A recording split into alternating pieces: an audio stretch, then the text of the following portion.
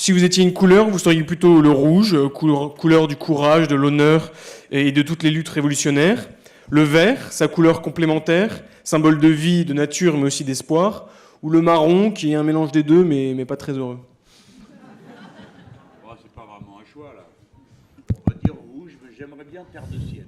Le micro, Donc dans l'écosocialisme, vous tendez vers le rouge. Très bien. le micro, monsieur Mélenchon. Ouais. Si vous étiez un écrivain du XXe siècle. J'ai dit le rouge, terre de sienne. C'est la couleur de la France insoumise. Parfait. C'est bleu, plutôt, azur. C'est plutôt jaune, la terre de Sienne. Ah non, jeune homme. Ah bah non, terre de sienne, c'est pas jaune. venez voir, je vous montrerai de l'ocre Eh ben, vous de n'avez Sienne, jamais été vous en verrez comme Toscane, c'est. ma parole. Bah écoutez, je vous en enverrai un petit sac de terre de D'accord. Sienne. Alors, si vous étiez un écrivain du XXe siècle, est-ce que vous préféreriez être Louis-Ferdinand Céline, qui est un brillant rénovateur du style romanesque, mais un homme controversé, on l'a bien compris, Marguerite Duras, pour son exploration des avant-gardes littéraires et cinématographiques, ou Romain Gary? Ah oui, bien sûr. Marguerite Duras, très bien. sans hésitation. Romain Gary, héros de guerre, c'est moi qui aurais diplomate. écrit les mémoires d'Adrien. Et, et comme ça, ça serait réglé pour toujours. Ah non. Marguerite Yourcenar, du coup. Non, je l'ai confondu avec l'académicienne. Non, Marguerite recommencez Yourcenar, la bon, liste. très bien. Non, recommencez. Eh ben, Duras, Céline J'ai confondu ou Gary. avec Yourcenar. Mais Yourcenar, c'est intéressant aussi. Non, pas Duras, alors. Qui donc? C'est qui les autres? Romain Gary. Plutôt. Hein. Pas mal, hein. Très bien. Ouais, pas mal. Maintenant, si vous étiez un dirigeant d'Amérique latine, vous seriez plutôt... Vous n'avez même pas entendu la question. Je suis sûr que vous serez surpris par la première option. Est-ce que vous seriez plutôt José dit Pepe Mujica, ex-guérillero emprisonné et torturé parce qu'il luttait contre la dictature et qui, quand il a été élu à la tête de l'Uruguay, a renoncé à son salaire présidentiel et a mis en place des réformes sociétales?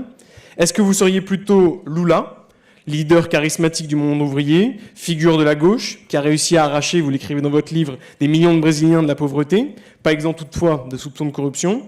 Ou est-ce que vous serez plutôt Hugo Chavez, qui a mené la révolution bolivarienne par les urnes, promulgué une nouvelle constitution, mené des programmes sociaux avec les pétrodollars, et même s'il laisse le Venezuela aujourd'hui dans une situation économique critique, vous y faites souvent référence. La difficulté, c'est que je les connais tous les trois. Et vous les aimez tous. J'étais lié personnellement. Alors, bon, il y a des gens, il n'y a rien qui les impressionne, mais moi, si. Bien sûr, j'ai de l'affection pour... Bon, Lula, j'ai quand même un problème avec lui. Il est tout le temps flanqué là, de son confesseur. Moi, ça me saoule. Mais bon, la théologie de la libération a joué un très grand rôle. Le christianisme, la théologie de la libération a joué un très grand rôle dans l'unification du mouvement révolutionnaire au Brésil. Alors après, Chavez, c'était une situation tellement hors du commun. Le personnage était tellement lui aussi hors du commun. Évidemment, la fascination, en plus ça va me porter chance parce qu'il m'a fait asseoir dans le fauteuil où sont assis tous les autres qui avaient été élus. Donc je pense que c'est bon, là. Il me manquait les secs parce qu'il paraît que tous ceux qui sont élus passent ici. J'ai moi-même touché le trône de Saint-Pierre, alors j'ai toute la panoplie ce coup-là. Hein. Alors, mais je crois que j'aime Mujica parce que c'est le président de l'Uruguay. Juste un mot pour lui. La première fois que j'ai rencontré cet homme, l'ambassadeur, qui était très frivole, me dit « Ah, c'est formidable, il a discuté toute la soirée, parce que vous savez, des fois, il n'écoute plus rien ni personne, il est ailleurs. » J'ai dit « Bah oui, quand même, il vaut mieux. »« Ah bon, pourquoi ?» Je dis « Bah, vous savez ce qu'il a vécu. » « Oui, vous avez raison. » « Qu'est-ce qu'il a vécu ? Je ne sais pas si vous le savez. C'était un guerrier rose, donc honnêtement, il n'a pas distribué des bonbons. Hein. C'était l'époque. Hein. Les Tupamaros, c'était des guerriers urbains d'un genre tout à fait extraordinaire. Et Pépé a été capturé. Il s'est pris 6 balles dans le corps. Il en a encore 3.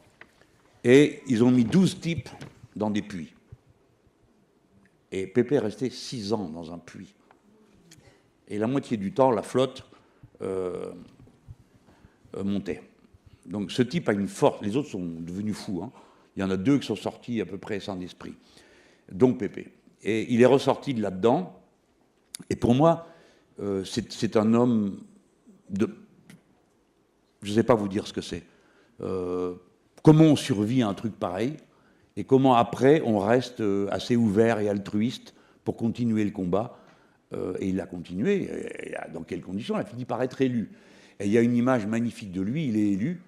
Et il passe en revue un bataillon de militaires qui devait avoir au moins autant envie de lui tirer dessus pour régler les comptes du passé que lui-même. Et tous ces gens ont dominé la violence qu'il y avait dans la société pour passer à autre chose. Et lui est devenu une sorte de philosophe que moi je suis en train de devenir, c'est-à-dire il vient à une réunion, on raconte ce qui lui passe par la tête, vous essayez de lui faire un plan, ça sert à rien, bon, et ainsi de suite. Et aujourd'hui, Je il l'admire. vit tranquillement dans la campagne de Montevideo.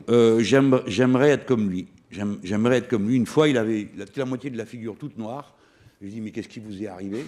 Alors il me dit, comme j'habite chez moi, il y avait du vent, et je suis allé aider mon voisin, et j'ai pris une tuile dans la figure.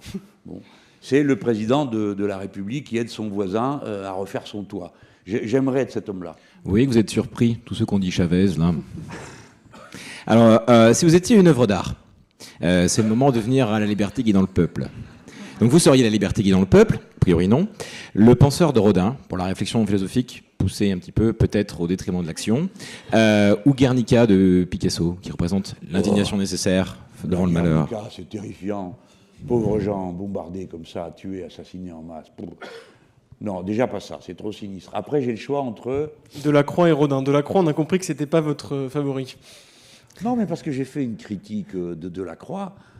Tout le monde était comme ça, c'était un progressiste. Mais pardon, la liberté guidant le peuple, elle est à moitié dépoitraillée. Expliquez-moi pourquoi une femme doit être à moitié nue pour guider le peuple. Et en cheveux. Et ensuite, il y a un gamin à côté. C'est un symbole des figures de Il l'Antiquité. y a un gamin à côté La avec deux statuaire de revolvers. l'Antiquité. Vous avez vu le gamin avec les deux revolvers? Une espèce de Gavroche à côté, là. Sauf que Gavroche n'existe pas au moment où il fait la toile. Parce que Victor Hugo la raconte après, Gavroche. Et puis au premier plan, vous avez un C'est type... quand même un mythe de la barricade récurrent. Le petit garçon. Oui, d'accord, mais bon, ça c'est le mythe indépendamment de nos ennemis, de vous allez Victor voir. Hugo. Au premier plan, vous avez un type qui a perdu son pantalon, on voit ses poils. Qu'est-ce qu'il était en train de faire pour être à poil et se prendre une balle? Donc clairement, il y a une manière de montrer le peuple dans sa bestialité. Et puis au deuxième plan, alors là, vous avez un type avec son haut de forme, il a son petit sabre, il est tout propre, tiens, voilà le bourgeois qui est là. Et en réalité, la liberté, elle guide le peuple, c'est le bourgeois qui commande. Pas question. Donc il me reste quoi comme truc? Il vous reste Rodin. ouais. Alors, bon, on va faire Rodin, mais franchement, pour réfléchir comme ça, bon, c'est le tour de rein garanti. Hein. Bon, on va faire Rodin. Alors, question un peu plus triviale. On va parler de sport, puisque quand on De quoi part... On va parler de sport. Parce que quand on... Qu'est-ce qu'il y a sur l'écran? Quand on part, je vais y venir. Quand on part à la retraite à 60 ans et qu'on travaille que 32 heures par semaine, on va en faire beaucoup de sport.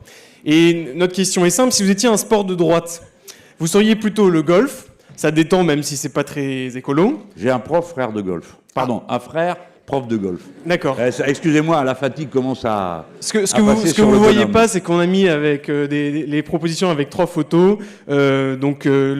Associé au golf, il y a une photo de Trump qui joue au golf. Le deuxième sport que vous pourriez être, c'est l'équitation. Donc là, il y a une jolie photo de Sarkozy sur son canasson. C'est quand même l'un des rares sports où les hommes et les femmes concourent à égalité. Et le troisième, c'est la chasse, loisir royal par excellence. Il faut parfois savoir être dur pour guider son peuple, et Poutine la pratique. Non, la chasse, je ne pourrais pas. Bon, le golf, j'ai vu souvent des gens qui s'estropient en faisant ça. Moi, je ne suis pas sportif. Hein. Mon sport à moi, c'est la course à pied dans les escaliers du métro. Mais le cheval, ça me plaît. J'en ai eu fait, donc je pourrais en plus me balader avec M. Sarkozy. Et si Mme Bruni est là, ce sera parfait. On va rater la vanne. On va rater la blague. Désolé. Dernière question. On termine. Si vous étiez un film, vous seriez Hôtel du Nord de Marcel Carné, un film sur le petit peuple de Paris et sa langue merveilleuse. Vous seriez La Guerre des Étoiles, parce que Hollywood c'est quand même pas mal et que vous appréciez la science-fiction. Ouais, mais je supporte pas l'aspirateur là. Oh, le R2D2. R2D2. Bon. Il m'exaspère. Ou est-ce que vous seriez Qu'est-ce qu'on a fait au Et bon la Dieu blonde, là, on dirait le type là de l'Ukraine, ça me. Ou est-ce que vous seriez, dernière possibilité, Qu'est-ce qu'on a fait au bon Dieu, film assez récent, à succès, qui se joue un peu grossièrement de clichés racistes. Non, bah non, c'est exclu. Alors, moi, là, Hôtel du Nord, moi j'aimerais mieux être Blade Runner. Vous l'avez déjà vu? Non, malheureusement. Hein? Waouh! D'abord, c'est du Cadic, qui est un génie de la science-fiction. Enfin, on met ça en science-fiction, mais c'est un génie tout simplement. Et puis, on met du temps à comprendre que c'est une allégorie. Les beaux robots veulent arriver à arranger leur plan pour vivre plus longtemps. Et leur créateur dit, mais pourquoi vous voulez savoir ça? Tout le monde meurt. Non, c'est super. Allez voir ce film si vous avez encore la possibilité de le voir. C'est Ridley Scott. Ça serait plutôt mon film fétiche. Parfait. Merci beaucoup d'avoir participé à notre petit jeu. Ça a fait une petite Je veux bien qu'on respiration. continue, ça m'amuse. Je suis pas obligé de faire des efforts intellectuels. Ah, on pourrait continuer comme ça longtemps. Ah bon, on a une autre question. On a Parce que encore, puisque si vous vous la voulez. demandez. Mais attention, parce que si on vous pose d'autres questions, c'est risqué. Hein. On ne sait pas ce qu'il y a derrière. C'est quoi celle-là? Alors, si la droite française était un jeu de société, Le Monopoly. le Monopoly, pas mal, on n'y avait pas Suivant. pensé. On n'y avait pas pensé. Bon, dans ce cas-là, je continue, c'est la dernière. Selon vous, la gauche française, en chanson, c'est plutôt Brassens, Mourir pour des idées, Dalida, Parole, parole, parole, ou La Fouine, Je l'aime quand même.